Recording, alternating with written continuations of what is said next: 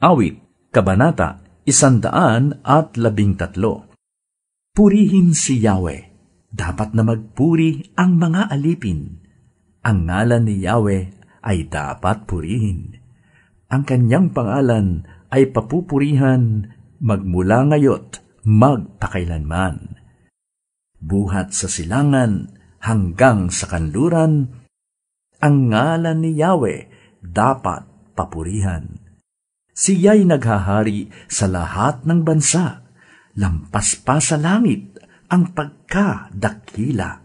Sino bang katulad ng Diyos na si Yahweh, nasa kalangitan, doon nakaluklok?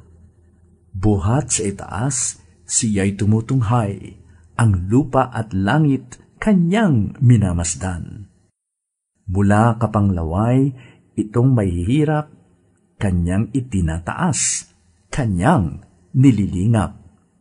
Sa mga prinsipe ay isinasama, sa mga prinsipe nitong bayan niya.